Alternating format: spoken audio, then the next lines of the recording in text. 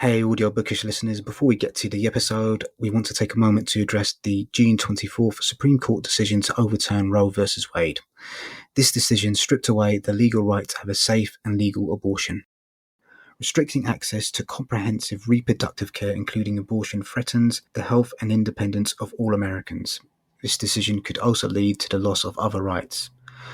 To learn more about what you can do to help, go to podvoices.help. We encourage you to speak up, take care, and spread the word.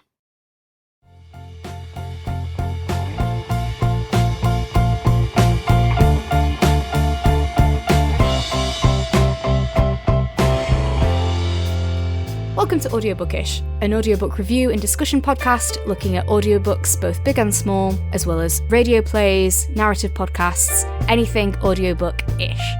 This podcast may contain spoilers, rants, curse words, mispronunciations of names and places, and more.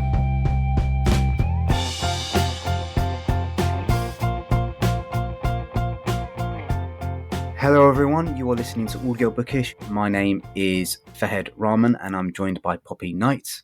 Hello. And this is season 4.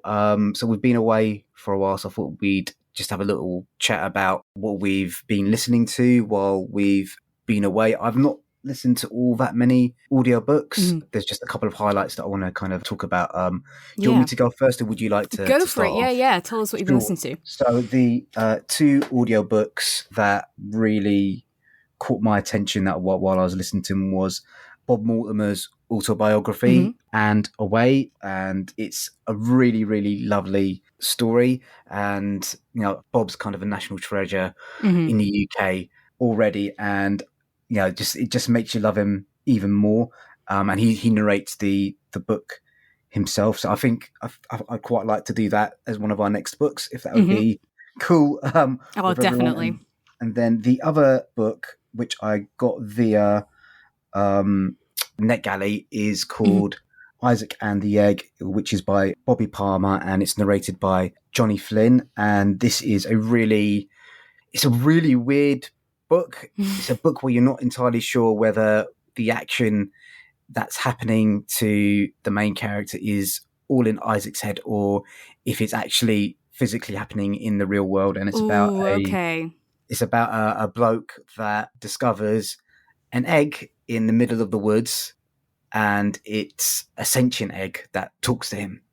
And you're not entirely sure whether this egg's like an alien creature, an extra dimensional being that Isaac's discovered, or whether it's a figment of his imagination. It's funny, it's heartbreaking. It's a really fantastic book that I'd recommend everyone buy it as a hard copy or as an audiobook. They're both, I can imagine they're both going to be fantastic. The audiobook certainly is superb. Awesome. That does sound really interesting and really fun, and the sort of, fun playing around with what you're going to believe and think that, I've really enjoyed in a lot of other books. So I'm going to have to check that one out as well. And Johnny Flynn, when he does the voice of the egg, is it's really funny because the egg kind of like burbles somewhere between a minion and and some sort of kind of like computer game character. So that's kind of like quite a funny thing that kind of alleviates some of the tension that's going on in the book as well. So I really enjoyed that. Oh yeah, that makes sense. And I feel like, I can't remember exactly what, but I feel like there was another episode where one of us was saying about how do you even voice some kind of inanimate object, and I think a similar kind of thing there with when you're given that book as a job and you're like, how am I going to voice an egg? So awesome. What have you been listening to, Poppy? So similarly, I've sort of, I don't know, been in a bit of a not quite devouring as many audiobooks as I'd maybe like to, but possibly sort of because we had such a rush on all of the of the ones at the end of the last season. So gave myself a little bit of a break to do other stuff.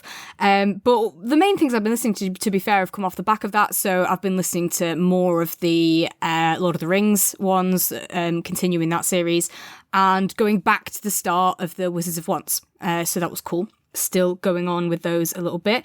I've also been listening to more stuff like through work. So as in like at work, I do hear bits of quite a lot of audiobooks, but don't necessarily listen to a lot of them, like all the way through. So like I don't listen to a lot of the book itself, you know what I mean? Yeah. And there's one project that I'm incredibly excited about, but I won't say anything. I think you can find out that we're doing it on the internet, but I don't think it's been like announced. So I won't say what it is, but we will definitely be bringing it up. So that was very exciting to listen to that. And then one that's called The Rat Catcher by Kim Kelly, and it's narrated by Alan DeValley. And it is incredible. This one just really grabbed me. I listened to some audio that came in from the first day of recording, and I was just like, I can't wait for the rest of this audio to come in. It's so good. Like, it's a really fun, lovely book. You've got a rat called Old Scratch, which was just automatically appealed to me. I was slightly disappointed because I was hoping it might be a sort of Ratatouille sort of situation. Yeah. And it's not quite that, but it is still brilliant in what it does do, and sort of nice in that it is grounded in that more like realistic world, but with a fantastical element. There's like a satirical bit embedded in it that personified a lot of animals that is just absolutely incredible. And then, it is one that I really do think you should listen to, because that narration is just spectacular. That is what, brought the main character O'Reilly to life and made me fall in love with him. Just absolutely, compelling and wonderful. Amazing writing, amazing story, but fantastic performance. And I think people in my life are sick of me going on about this book. Okay. But it is super, super good. So so that's been one that I've sort of been listening to, from a work point. And then, home, it's sort of been the ones that I was introduced to last season, the Lord of the Rings, the Wizards of Once, stuff like that. And the book we're going to go on and talk about as well. Okay, cool. That sounds really exciting. So the book that we are going to be discussing today is Einstein the Penguin from Iona Rangeley, and it's narrated by Miriam Margolyes. Do you want to read out the blurb? Sure. So, when the Stewarts spend a sunny, frosty December day at London Zoo, they're enchanted by one small penguin.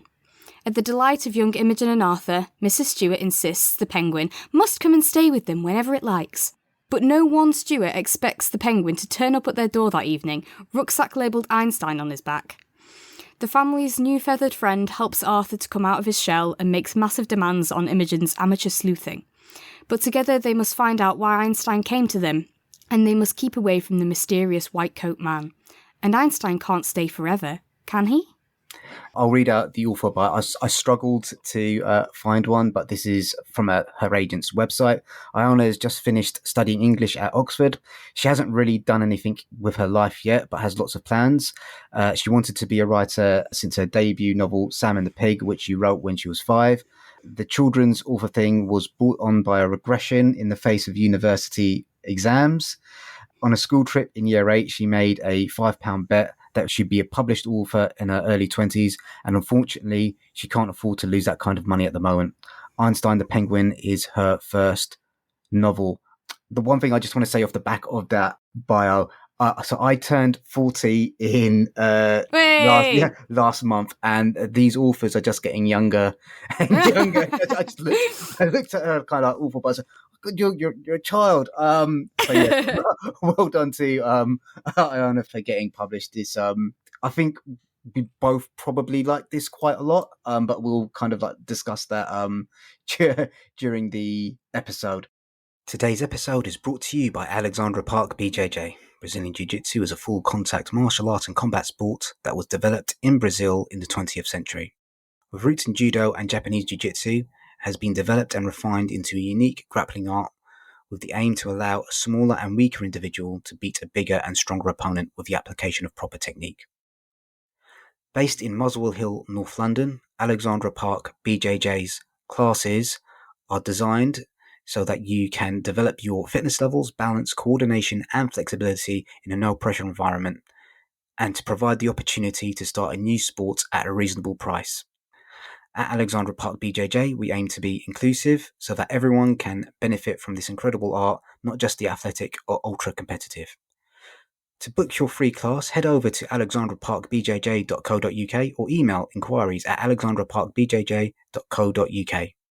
So do you want to start off with what your initial thoughts were, Poppy? Yeah, sure. So I guess sort of because it connects to that, the fact that a debut novel of a, very young person has got the narration talent of Miriam Margolyes is quite impressive, and clearly shows that a lot of people in its creation loved it and championed it, because, you're not going to have such a celebrity casting if you don't think the book is, worth it. And, equally, you're not going to have Miriam agreeing to do it if she doesn't like it either. So I think obviously you do have to be wary of things like that. Just because there's a big name on it doesn't mean it's good. But you can take some sort of endorsement from it. And I do think it's quite impressive that such a voice has been put behind this book that, in theory has come from sort of nowhere. But I did really enjoy it. My first thought is very definitely much that it has quite a Paddington concept to it. Very much so. Very much so. I think pulling on that, tradition, I guess. I think it's sort of nice that that's the kind of story that is now getting its own, imitations kind of thing. And I'm not meaning that in a criticism way at all, but we all know that's how stories work. If kind of, the past ones get rewritten and pulled on. It's wonderful that, Paddington, which is obviously such a big thing in its own right, is getting that itself. But there's very definitely that same kind of thing of there's a, in some ways, there's a quaint British family that come across an animal that really isn't where it should be, and it ends up becoming part of the family. Kind of thing. And there's nods to it with things like marmalade and stuff like that show you this is very definitely an intentional connection between the two. And I'm a big Paddington fan. My mum especially is a big Paddington fan. So that was a really nice element of it for me, that those two are so connected. But then there's some other stuff in there. So it mentions there about the kind of amateur sleuthing. So there's a sort of detective plot in there that, draws on that tradition as well and stuff like that. I thought it was a really fun book. So what's your thoughts?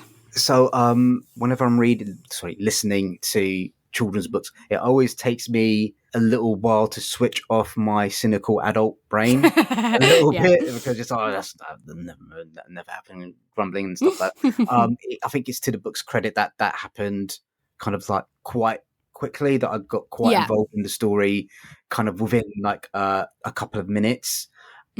The Paddington thing didn't really occur to me immediately, so I think that's obviously an obvious connection there. Maybe it's because everyone makes connections to different stories, but like the connection to the story that it made for me was with the wrong trousers, and I was just wondering, in my head, they've bought this penguin arm, they don't really know much about it. Is it like a ne'er-do-well penguin, or is it kind of like a more friendly sort of penguin? So we won't spoil the story too much about whether or not it's a force of good or evil or not. But it was that's kind of like what was happening in my head. And really it's the characters that really grabbed me, especially the young boy. I think I felt like his like relationship with the other children at school kind of really grabbed me.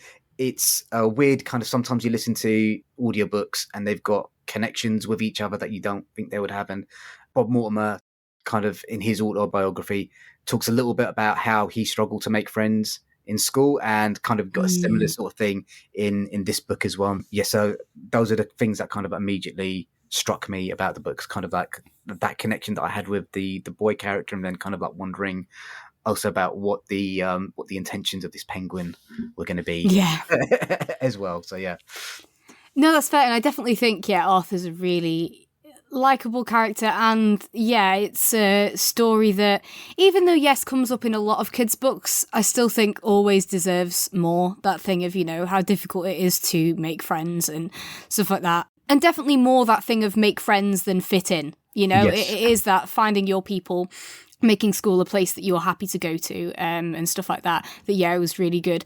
I think one comment that I want to make about it, that's in some ways a slight criticism, is that another thing that's difficult about children's books, though I don't have so much the difficulty of turning off the cynicalness. I'm normally more happy to accept all in kids' books, but that for kids audio, it's really difficult to voice children.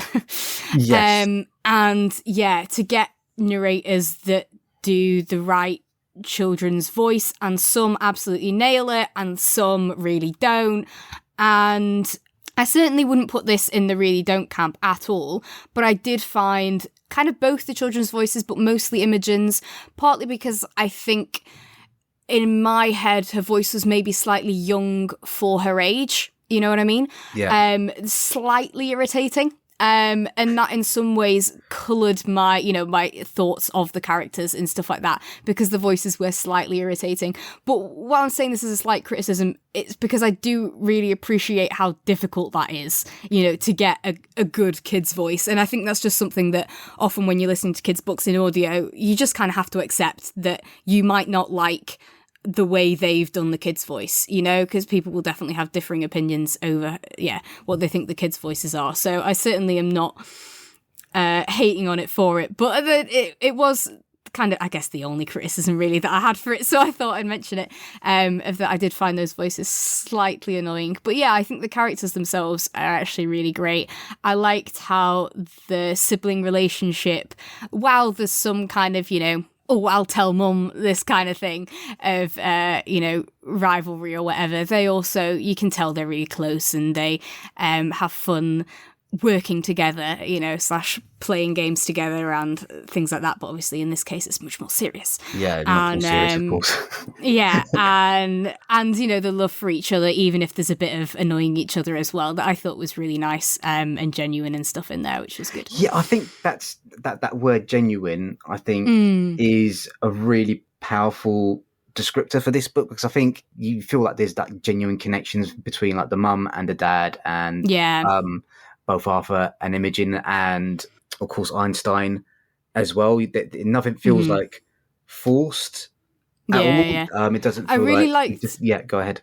No, I was just going to say, I really liked with the parents' relationship how there was maybe some kind of acknowledgement of, that added level that you often get with kids' content of there being adults involved. And maybe children will pick up on this as well. But there was a lot of kind of description of their, parenting and their dynamics and their relationship or whatever that potentially resonates more with older people. The kind of the stuff of, well, who's going to be the bad guy? Who's going to be the sensible one? Who's going to be the fun one? And this idea that a sort of a telepathic communication of, okay, I guess I'm being the bad guy here and you're going to be the good guy sort of thing, that was quite interesting and amusing from it. And again, potentially that sort of genuine idea of parenting is I imagine and get the impression quite difficult. So you talked briefly about Miriam's performance. I thought her performance was excellent overall. I would agree with your comments about the children's voices. I do think, I agree with you, it can be quite tricky. I think especially with Arthur and his friends whose name I have forgotten, they sounded a little bit similar to me. Right. And again, Imogen's voice, I think you hit the nail on the head, sounded slightly younger than I felt that the character was. She sounded a little bit more babyish, but that's it's a tricky thing to do. But like Miriam, she brings like a weight of expectation in terms of like her personality as well. I was constantly waiting for the moment for like Miriam to maybe like swear, or something like that, because that's kind of like there's kind of like this this naughtiness, this mischievous that she kind of like brings with the book. And obviously, like I had to describe her voice in terms of not necessarily warmth, but it's a really engaging, engaging voice as well. So I found that quite powerful. And quite often with audiobooks, I think nailing not talking down to people, I think is really important, and I think she does that absolutely perfectly in terms of like, if you were listening to this as a child, you don't think, are you being condescended to at all? And I think overall, I think she does a really good job in terms of nailing the funny bits, the witty asides, and especially going back to the the sections with Arthur where he's kind of like really like nervous about, will this boy that I've made friends with, would he still want to be friends with me at the end of the story and stuff like that? That kind of like really kind of touched home with me. So yes, I think she does a really good job there. Yeah, I agree with you. I think she does a really good job and is a very engaging narrator and has brought that to this book. And I think you sort of said about that's like playfulness and things like that. And I think that's really important when you're getting people who are narrating kids' books, is that they actually like them and respect them. Yeah. Because, yeah, you can have an absolutely amazing entertainer, but if they're one of those people that are like, ooh, children's books, that's not proper books and it's beneath me kind of stuff, they're not going to bring it to the performance, and it's going to be a bit rubbish. But, yeah, you can tell that, no, she's clearly finding the fun in the story and enjoying it, and yeah, bringing her A game with it. I think it was a really good narration. Yeah, aside from that slight criticism maybe about the voices for the kids' characters, I think it was really, really good, and a voice that suit the story as well. I think. Yes, I think that's one of the things that's quite difficult to pin down. And obviously, you could have lots of different voices that would suit it, but yeah, I certainly felt that hers did. So that was really good, and yeah, made it fun to listen to. I think for sure. And going back to the story, one of the things that I quite liked about the story was there was a range of different things. So you kind of got bits of like high adventure, bits of the sections with Imogen doing her detective work, trying to figure out what Einstein's story was. There was plenty of slapstick with Einstein, kind of like making a mess of things, and there's like chase sequences, and then so it's just kind of like there's a bit of adventure, there's a bit of comedy, there's a bit of emotional content. So it's a really nice blend of stuff for a kid to kind of like get stuck into. Yeah, and I really like I feel like it pulls on from that is the fact that, so Einstein doesn't speak to anyone, but obviously does communicate in other ways, some of them entertaining and potentially painful. Yeah. I seem to remember a maths moment with some pecking involved. But so that's where obviously a lot of some of the mystery is that, what is he trying to tell us? What is his story? Where's he come from? Kind of thing. And then some of the mystery of actually, okay, there's a mystery here, we better solve it together with Einstein and stuff like that was really cool. And yeah, I think it was really exciting that you've then got something here where you obviously don't have any moving visuals, you don't have any illustrations, and you don't have a voice. And yet I have such a strong, impression of the character of Einstein. It has really come across because of how his character was written into the story, with his actions and things that he's done and stuff like that. But yeah, I think is really, really good. I think that's a really good comment that you've made there, because I had exactly the same thing. I had an absolutely well realized idea of who Einstein was as a character and kind of what his motivations were, and stuff like that. And that's kind of quite a tricky thing to do just in audio. I think it'd be interesting to compare this to the actual illustrated book. I hadn't actually thought before, because I don't know. I assume it's illustrated just for the sort of like age range it's in. But I hadn't actually thought until like just now. But I would assume so. But I don't think you feel like you're losing anything for not having. I mean, obviously, our last episode we were talking with the amazing Kelly from Zigzag about those X books and that sort of idea of having both formats and being able to look at the illustrations as well, which I think is really fabulous, obviously. But it's certainly not the kind of thing where you think, oh, this really needed some illustrations. I don't want anyone to take that from what I said. No. Because I genuinely, until I thought of that point just as we were talking, didn't even consider, where's my illustrations or anything like that. So the audio definitely holds up on its own for sure. Yeah. I don't think there's, I quite liked it. I think you should go out and listen to it. It's available. I found it on BorrowBox. So go borrow it from BorrowBox or buy a copy of it. I think when I was checking on Twitter, I think it won, and the audiobook version won an award recently. When I was checking Iona's bio, I think it won a New York audiobook award. So so it's awesome. Definitely a book that's quite well regarded. When you've got like a heavy hitter like Miriam on board, it's definitely going to put you in good stead. And I think there's a sequel that's due to be out soon as well. So that's kind of a recommendation from me. Poppy? Yeah, I'd recommend as well. I think it didn't quite grab me quite as much as it's grabbed you, but I certainly, would recommend it. I would definitely not tell anyone not to listen to it. I think it is a really good one. It's not one that I'll shout from the rooftops as much as you are, but not for any bad reason at all. Just, it was good. I enjoyed it. I think probably, if I'd listened to it when I was younger, I might have loved it even more. But yeah, I did definitely enjoy it. It was a nice one. I'm glad you suggested it. It was definitely fun to listen to. And yeah, I'm sure I'll listen to the next one because, it was good. So due to kind of like everything happening in the world, we're trying to listen to books that are kind of a little bit like lighter and uplifting at the moment. So that's why I suggested Einstein the Penguin, because it did seem, I don't say like fluffy in like a negative way, but it didn't seem like it was going to be ultra heavy or anything. So the next book that we are going to be doing is one I've already mentioned on the podcast. It's Bob Mortimer's autobiography, And Away. It's narrated by Bob. So yeah, I've already listened to it, so I'm looking forward to listening to it again and kind of getting Poppy's thoughts on it as well.